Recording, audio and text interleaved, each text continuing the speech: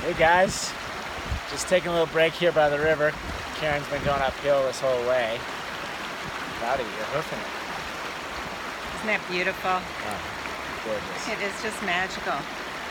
The water's so clear and the wildflowers all around us.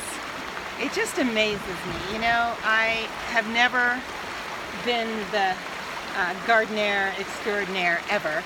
And I'm always just so amazed that Mother Nature does such a phenomenal job. I don't know if you can see those flowers right across there. Every color in the rainbow. And, you know, Mother Nature is tending to them in her own natural way. And, I've had gardens where I'm tending to them. You've never had a garden, don't lie. Maybe you had a plant in the windowsill Have I had my in Boston. vegetable garden? Oh, you had a vegetable garden. Thank you. Yes, I did. Oh, yeah. And I you made had some many. great squash out of it. I made many meals from that vegetable garden. Thank you. All right. So flowers, yes. I've never had a. You've had some. I'm just kidding. I'm busting your chops. However, I have told Jeffrey, do not buy me any more plants because it actually hurts my heart and soul when I kill them. And so I've told him to not buy me any more plants as gifts. Right. However, we're doing pretty well with some succulents right now. Yeah, speaking of succulents, look on that rock. See, that was one of those humming moths. They're not going to be able to see it. Oh, yeah. But he just went in the water, rode all the way down. He's drinking the water and sitting on the side there. I've never seen Wow, that. It's incredible. that's incredible. They're like hummingbirds, only they're moths. If you've never seen them, you think they're a hummingbird when you see them. You do. Yeah. But anyway, the message today, you want to talk about the happiness challenge? Yeah, so we just did this phenomenal happiness challenge that we were so honored to be part of. Jeff Baedo, shout out Jeff, and invited Jeffrey and I to partake in this. And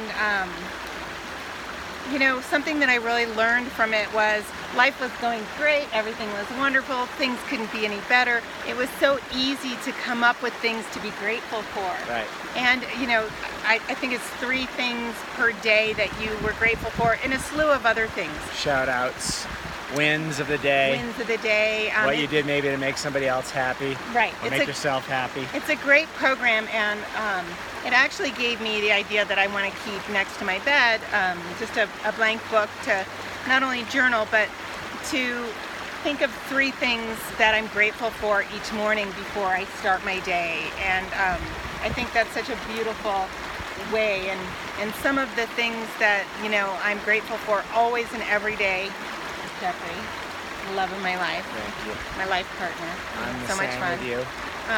But the mountains, the sun.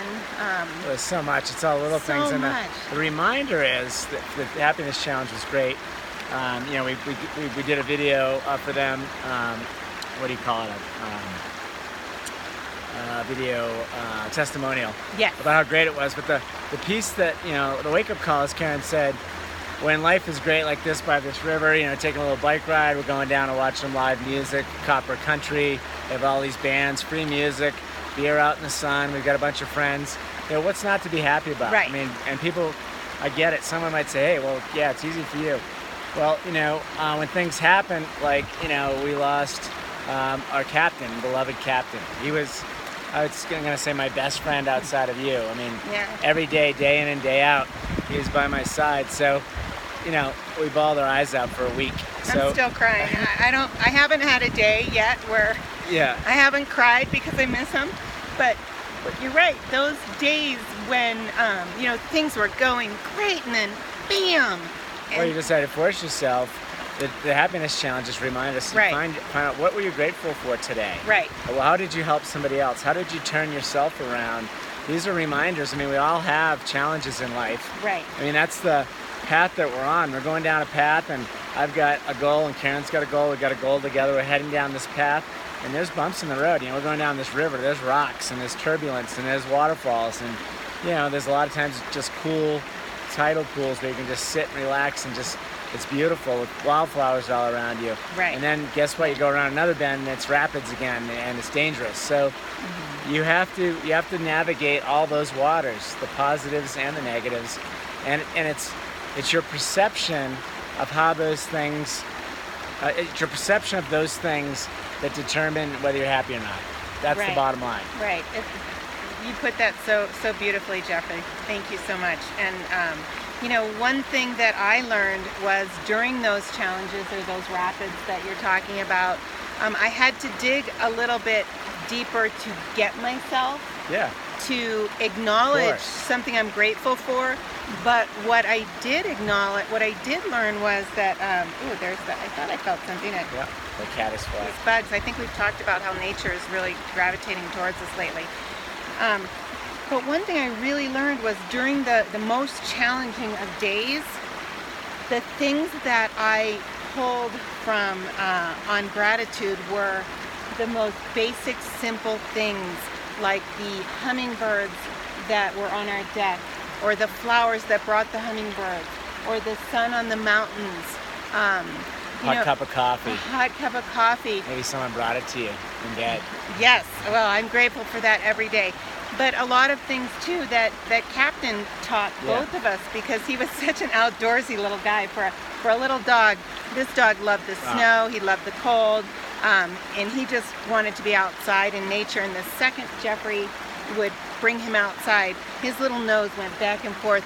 He took in the air, he smelled it, and you know, and it was like he went up to every tree, every bush, every flower, and he just wanted to see everything. Right. And so He was just curious, I was used to you say. used to say that. One time we made a paella. This is before we were vegan, remember? And there was like a mussel shell. And I was letting him lick it, and Karen yelled at me like, I don't know, maybe it could have been bad for him. But Well, I said he's just curious. I think we had him a week because that was 10 years ago. I don't know, yeah, it was a long time ago. But anyway, he was just curious. Anyway, he was We laughed about that he forever. was just curious. I use that every time ever since. We do, we laugh about it.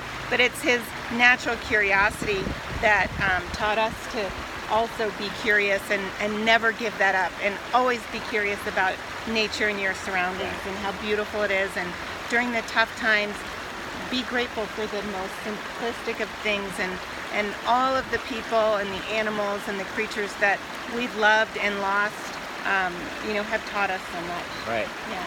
So anyway, that happiness challenge really was, I'm grateful for the happiness challenge because it taught me so much. Right. Wishing you great health, abundant happiness, and outrageous love from this absolutely incredible stream. And this is the area that the bike path that goes from Copper Mountain to the Vail Pass. Yeah. So All right. peace, and click off on the subscription and subscribe. We're going to do a lot of these videos, and we're sharing stuff that we're writing about in the book. We'd love to hear your comments. Thanks, guys.